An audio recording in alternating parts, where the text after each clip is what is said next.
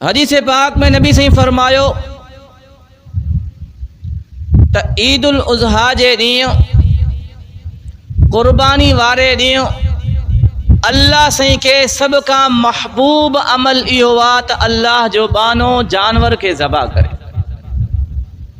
सब का महबूब, सब का प्यारो अमल, सब का पसंदीदा अमल अल्लाह के जेको वणंदो आहे उन ॾींहं ते उहो जानवर के ज़बा करणु आहे। इन्नहा लतअती यौमल क़ियामती बिक़ुरूनिहा व अशआरिहा व अज़लाफिहा।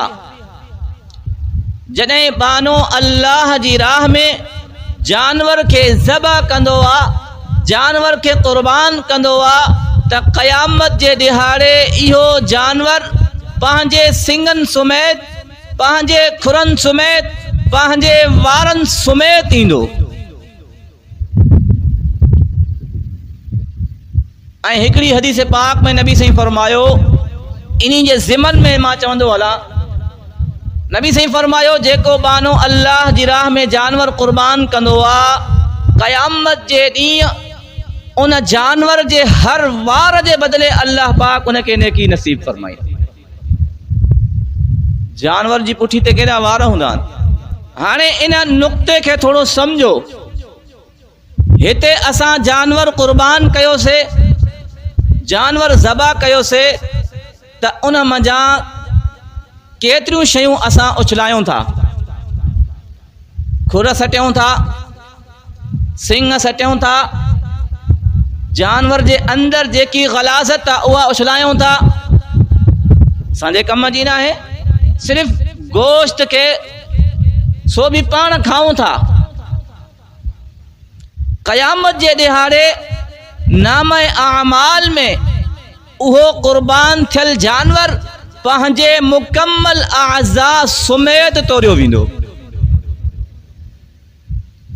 जॾहिं क़यामत जो ॾींहुं क़ाइम थींदो, जंहिं शख़्स जंहिं जानवर के ज़बा कयो, आमाल नामे में उहो जानवर तमाम आज़ा समेत, खुरन समेत, वारन समेत, सिंगन समेत, पंहिंजे पेट जी मुकम्मल उन गर्दो गुबार ग़लाज़त समेत तोड़ियो वेंदो ऐं उन जे बराबरि नेकियूं मिलंदियूं। हाणे ॻाल्हि सम्झ में अचे थी त जेकी शइ असां दुनिया में उछलाई आहे, सटियूं था पिया, असांजे कम जी न आहे, असांजे इस्तेमाल जी न आहे, उहा बि नेकी में छो थी अचे? नेकी जे अंदर उहा शइ बि शामिल थिए थी। छो? वजह इहा आहे त जॾहिं इंसान जानवर ख़रीद कंदो आहे त उन वक़्तु मुकम्मल जानवर जा पैसा ॾींदो आहे। जॾहिं तव्हां मंडी खां जानवर ख़रीद कयो था त उन वक़्तु मुकम्मल जानवर जी तव्हां रक़म अदा कयो था। ईअं त न आहे अॻिले खे तव्हां चओ त पंहिंजा सिंग लाहे वठि, खुर लाहे वठि, बकाए जो रेट लाहे। जीअं तव्हां जानवर के ख़रीद कंदे क़ुर्बानी ॾिनी आहे, उनखे मुकम्मल आज़ा समेत ख़रीद कयो आहे, ईअं ई क़यामत जे ॾींहुं मुकम्मल आज़ा समेत इहो नामे आमाल में तोड़ियो वेंदो। ख़रीद कंदे वक़्तु अंदर जेकी ग़लाज़त आहे, जेकी पाण ज़बा करण खां बाद सटींदा आहियूं, इंसान उहा बि ख़रीद कंदो आहे, उनजी बि रक़म अदा कंदो आहे। असल क़ुर्बानी उहा आहे त इंसान पैसो ख़र्च करे जानवर ख़रीद करे थो। छो त इंसान खे माल सां वॾी मुहबत हूंदी आहे, पैसे सां वॾी मुहबत हूंदी आहे, त उहो पैसो ख़र्च करे तव्हां जानवर क़ुर्बान कयो आहे त क़ुर्बानी थी वई। ऐं टी फज़ीलत नबी अलैहिस्सलातु वस्सलाम फरमायो, जॾहिं अल्लाह जो बानो जानवर के ज़बा कंदो आहे, जानवर जी सिसी ते छुरी हलाईंदो आहे त उन जी रत ज़मीन ते किरण खां पहिरियां अल्लाह पाक उन जी क़ुर्बानी खे क़बूल कंदो आहे। जानवर जी रत ज़मीन में बाद में किरंदी आहे, अल्लाह वटि उन जी क़बूल थी वेंदी आहे। इन हदीस पाक जे आखिर में नबी सही फरमायो फतीबू बिहा नफ्सहा, पंहिंजे दिल के इन फजीलत सा इन बशारत सा पंहिंजे दिल के ठारियो, पंहिंजे दिल के इत्मीनान ॾियो। हाणे इन आखिरी लफ्ज़न जो छा मतिलबु आहे? फतीबू बिहा नफ्सहा, टे फजीलतूं नबी सही बयान फरमायूं, आखिर में फरमायो फतीबू बिहा नफ्सहा। छा मतलब? उलमा फरमाइन था जॾहिं इंसान जानवर के ज़बह कंदो आहे त अक़ल छा चवंदी आहे? लख रुपयो वियो,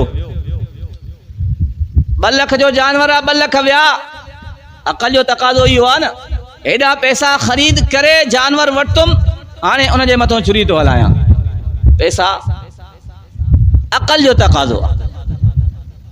पर जंहिं शख्स जे दिल में ईमान हूंदो, जंहिंखे ख़बर हूंदी त मां जानवर ते छुरी हलायां थो, इन जानवर जे हर वार जे बदिले अल्लाह से क़यामत जे ॾींहुं नेकी ॾींदो, ऐं उहो अमल थो कयां जेको अॼु जे ॾिहाड़े अल्लाह साईं खे सभ खां महबूब अमल आहे।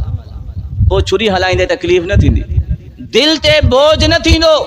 फतीबू बिहा नफ्सहा, दिल ठरियल हूंदो, मां अल्लाह साईं जो महबूब अमल कयां थो।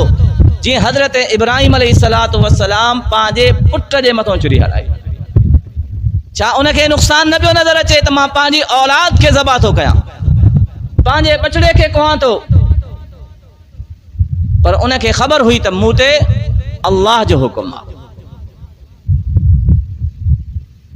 त ईमान वारे जे दिल में जॾहिं बशारत हूंदी, ख़बर हूंदी त क़यामत जे ॾिहाड़े इहो जानवर मुकम्मल आज़ाद समेत नामा आमाल में तोड़ियो वेंदो, पोइ ख़ुशी सां ज़बह कंदो। पोइ उनखे ख़्याल न ईंदो त लख जो आहे या 2 लख जो जानवर आहे। फतीबू बिहा नफ्सहा।